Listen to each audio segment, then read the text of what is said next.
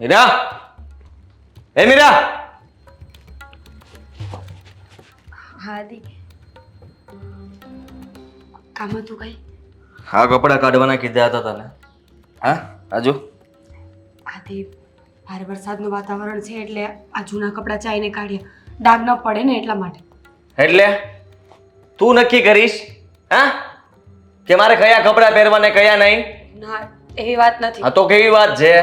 પણ નવા કપડામાં ડાઘ પડે છે અને પછી તમે મને જ ગુસ્સો કરો છો. અચ્છા, કામ કરવાની આળસ ચડે જ તને?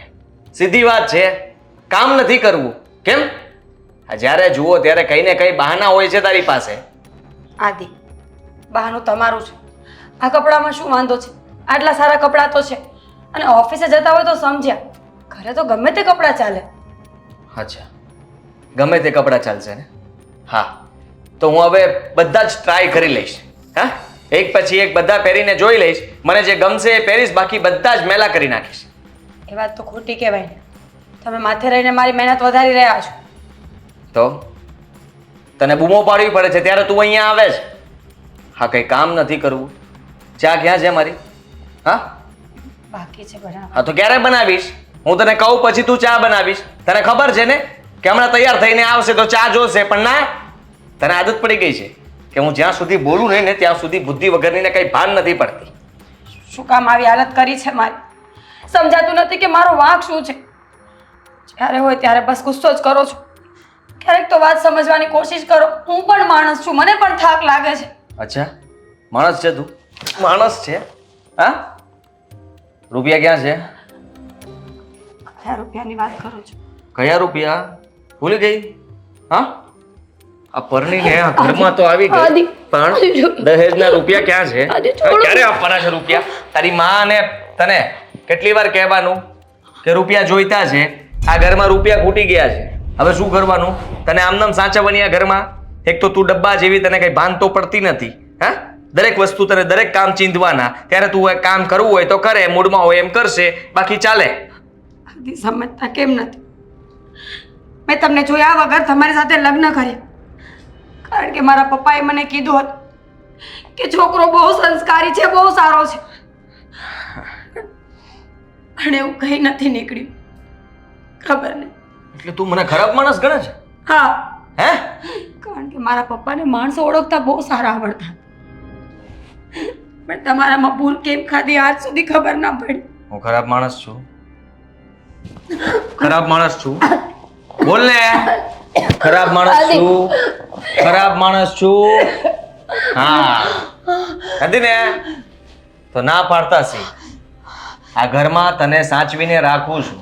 હા, પરણીને લઈને આવ્યો છું. ગુલામ છો તું મારી. હું જેટલું કહું ને એટલું જ કરવાનું. હું કહું એટલું જ નહીં.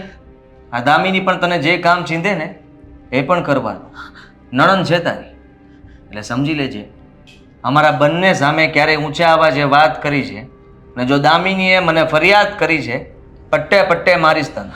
સમજી તું? ફટાફટ જા, ચાલો. રૂપિયાનું ભૂલતી નહીં. હવે હું રાહ નહીં જોઉં વધારે.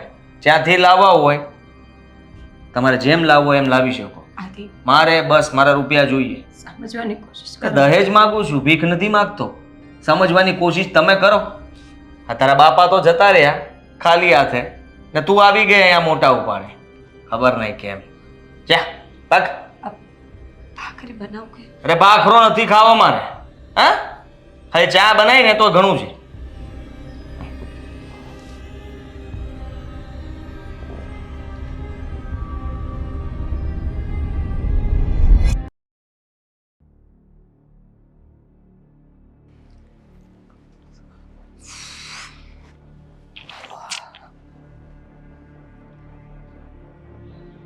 શું શું કરે છે? તાજમહેલ જોવા ગઈ હતી. જો તાજમહેલ જોઉં છું. કેવો સવાલ પૂછે છે? વેચાતો રાખવાનો છે?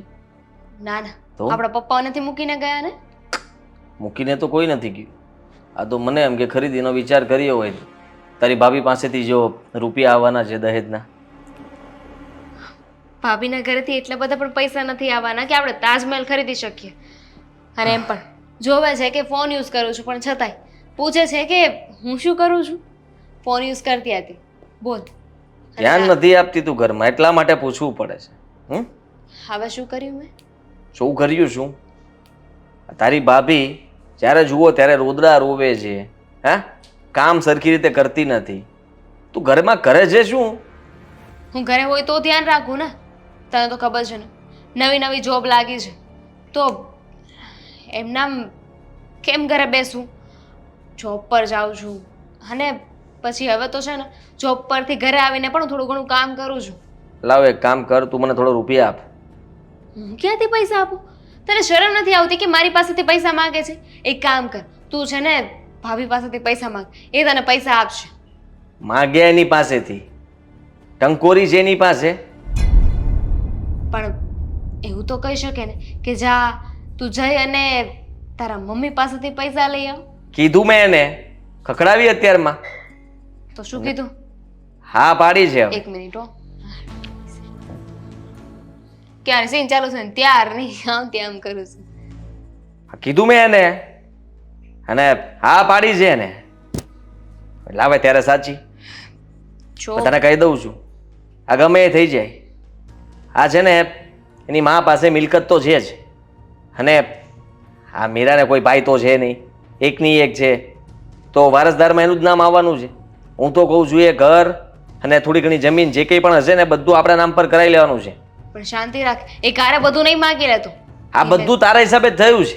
એ ઘરે બધું નહીં માગી લેતો.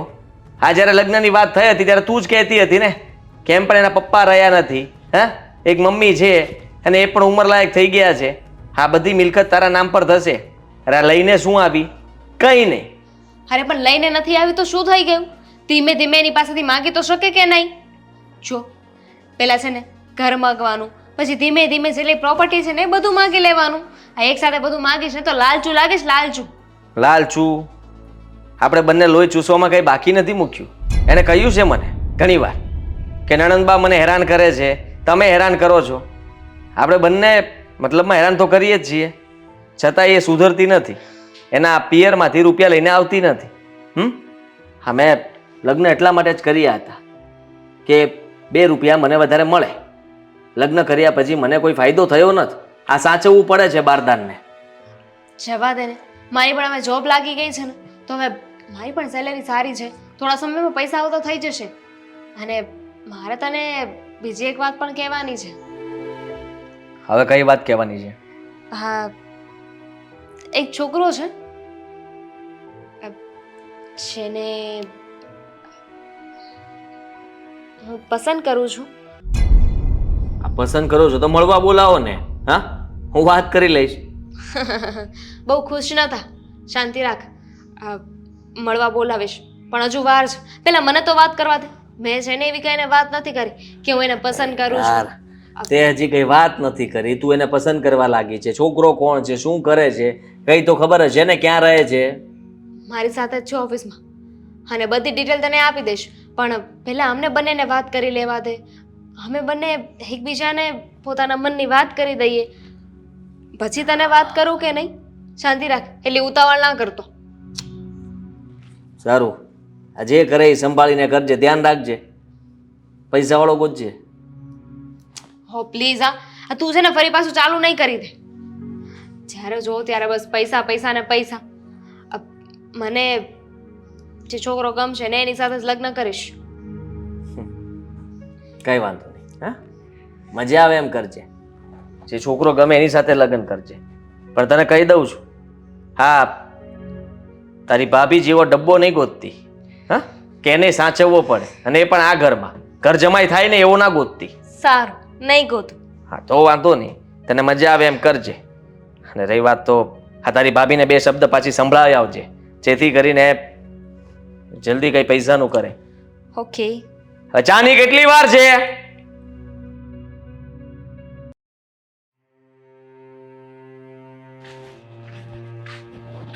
અરે અરે હા આંટી, શું થયું? ચક્કર આવી ગયા કે શું? ચક્કર આવી ગયા બેટા. બેસો બેસો, અહીંયા નીચે બેસો, સંભાળીને. આંટી, તમારે તમારું ધ્યાન રખાય ને. એક તો આ ઉંમર થઈ ગઈ તમારી, અને આ ઉંમરે તમે આમ આમ બહાર નીકળો છો. જુઓ, તમારે છે ને આ ઉંમરે તમારું પૂરતું ધ્યાન રાખવું જોઈએ. ન કરે નારાયણને કાંઈક થઈ ગયું ને તો હા મીરા છે ને એ દુખી થશે. બેટા સાગર, તું અહીંયા? હા સારું થયું કે તું અહીંયા આવી ગયો, નહીંતર કદાચ ને આ ચક્કર આવ્યા અને માથામાં પણ વાગી છે, તને ખબર નહીં કદાચ જીવ પણ જતો રહે. અરે કેવું વિચારો છો તમે આંટી? કાંઈ એવું ના થાય. આ ભગવાન છે ને એ નિરાળો છે.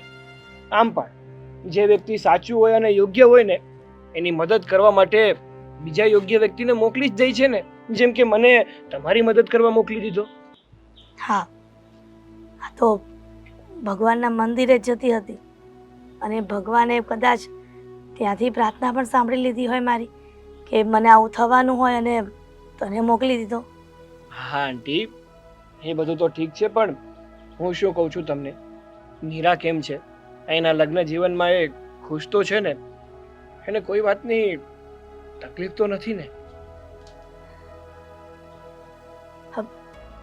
હા, મીરા તો ખુશ જ છે બેટા. એના સાસરે બહુ જ ખુશ છે. જો એનું સાસરું કેટલું રૂપિયાવાળું મળ્યું છે, પણ ઘણી વખત અહીંયા મળવા નથી આવી શકતી કારણ કે એના ઘરે ઘણું બધું કામ હોય અને કદાચ આદિત્ય કુમારને વારંવાર બહાર જવાનું થતું હોય એટલા માટે પણ આદિત્ય કુમાર ના પાડતા હોય. પણ તું મીરાનું અચાનક આમ કેમ પૂછે છે? કાંઈ નહીં, આ તો હું અને મીરા તમને તો ખબર જ છે કે સારા ફ્રેન્ડ હતા બસ અને એકબીજાની હંમેશા મદદ કરતા હતા. હવે મીરા તો પરણીને સાસરે જતી રહી તો મને થયું કે મીરા વિશે તમને થોડું પૂછું, એ માટે પૂછ્યું મેં તો. ઠીક છે, મીરા વિશે જાણી લીધું ને, હવે ક્યારેય મીરા વિશે પૂછતો નહીં. પણ તે તો લગ્ન કરી લીધા હશે ને? ના આંટી, મેં હજુ સુધી લગ્ન નથી કર્યા. અને આમ પણ જે વ્યક્તિને હું પસંદ કરતો હતો ભગવાને એની સાથે તો મારો મેળાપ ના કરાવ્યો, તો હવે બીજી વ્યક્તિ સાથે લગ્ન કરીને શું ફાયદો? તો શું? અને આમ પણ જે વ્યક્તિ સાથે મન મળે ને એની સાથે જ પોતાનું જીવન વ્યતીત કરવાની મજા આવે છે. બાકી તો ઓલું કહેવાય ને કે મન મારીને પોતાનું જીવન ગુજારવું પડે છે, અને હું એવું નથી કરવા માંગતો. એ માટે જ મેં હજુ સુધી લગ્ન નથી કર્યા. તો શું તું આખી જિંદગી આવી રીતના કુંવારો રહીશ અને આવી રીતના લગ્ન કર્યા વગરનું જીવન તો કેવી રીતે જઈ શકે? મારી ઈચ્છા બળવાન, જેવું મારા ભાગ્યમાં હશે, જેવું મારો ભગવાન મારા માટે ઈચ્છતો હશે ને એ જ થશે. આમ પણ કહેવાય છે ને કે ભગવાનની ઈચ્છા વગર તો એક પાંદડું પણ નથી હલતું. તો પછી હું કે તમે એની ઈચ્છા આગળ શું કરી શકવાના? એ વાત તો સાચી છે, પણ કદાચ પરિસ્થિતિ તમારી સારી પણ નથી ને, એટલે કદાચ કોઈ છોકરી આપવા તૈયાર નહીં થતું હોય, એવું પણ બની શકે. હવે મારી જે અત્યારે હાલ પરિસ્થિતિ છે એનો જવાબદાર તો હું નથી, કારણ કે નાનપણથી જ મારા મા બાપે મને પાળી પોષીને મોટો કર્યો છે. અમારા ઘરની પરિસ્થિતિ હું નાનો હતો ને ત્યારથી જ આવી છે. પણ હવે હું ઈચ્છું છું કે હું મારા પગભર થઈ ગયો છું ને તો મારા પરિવારને એક નવું નામ આપું, નવી દિશા બતાવું અને મારા મા બાપનું નામ રોશન કરું. એટલે પેલા કરતા તમારી પરિસ્થિતિ સુધરી ગઈ છે એવું? હા, પહેલા કરતાં તો પરિસ્થિતિ ક્યાંય સુધરી ગઈ છે, પણ હજી એવું કરવા માંગુ છું કે 5 લોકોમાં મારા પપ્પાનું નામ પૂજાય. ઠીક છે બેટા, ચાલો ઘણી વાત થઈ ગઈ, હું ઘરે જવા માટે નીકળું છું. હા જુઓ, એક કામ કરું, તમને ઘરે મૂકી જાઓ, પછી હું જતો રહીશ. આમ પણ તમને અત્યારે ચક્કર આવી ગયા. જો પાછા જશો અને રસ્તામાં ચક્કર આવી જશે ને તો એક કરતાં બીજું થશે. ચાલ. હા બેટા.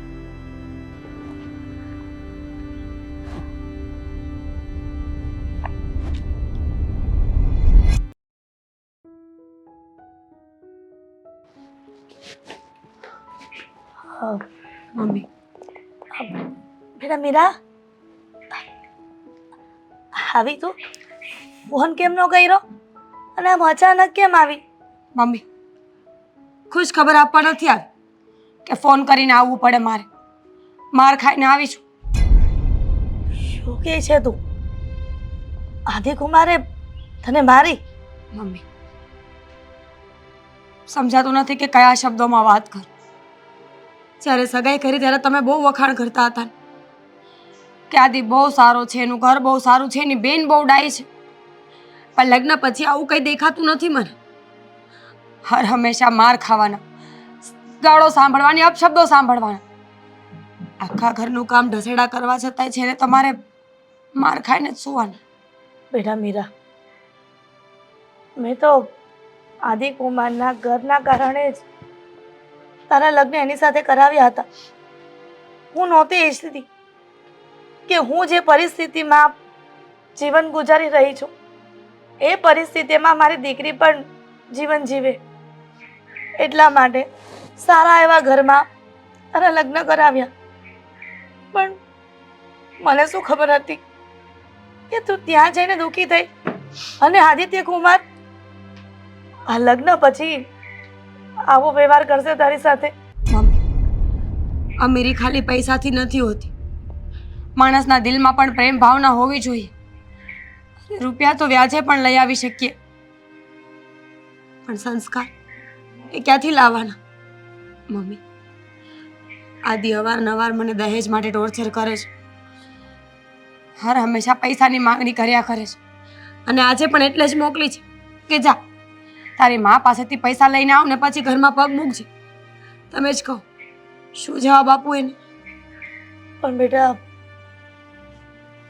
એમને ખબર તો છે જ ને કે આપણી પરિસ્થિતિ કેવી છે અને એ લોકોને રૂપિયાની શું જરૂર છે. એની પાસે તો પહેલેથી પૈસા છે જ.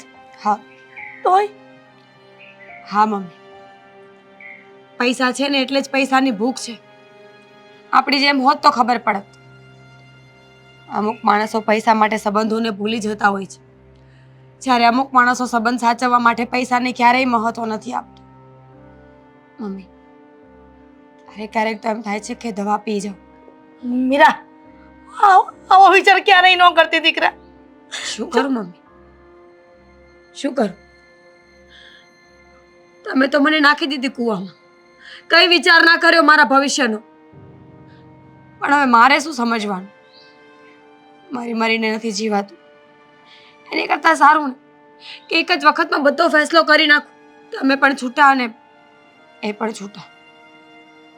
બેટા મારા ભૂલના કારણે તું સજા ભોગવે એ તો કેમ મંજૂર થાય? સાગર આવ્યો હતો સવારે. શું કહેતો હતો?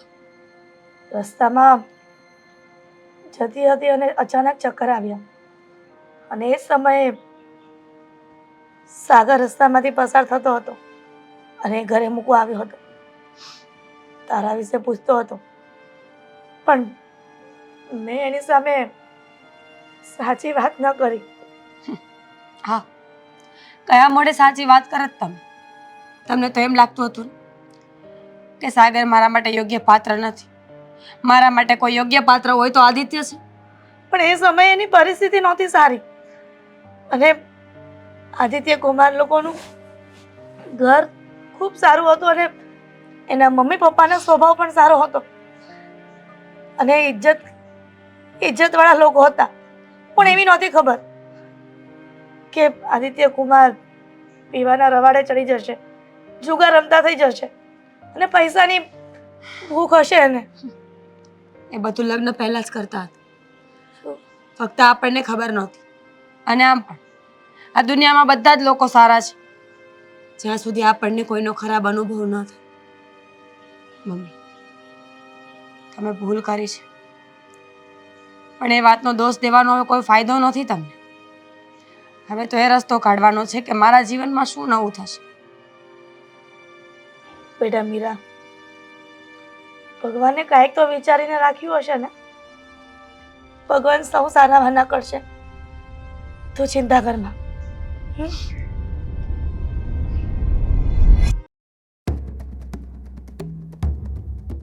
જુઓ, પૈસાની વ્યવસ્થા થઈ જશે.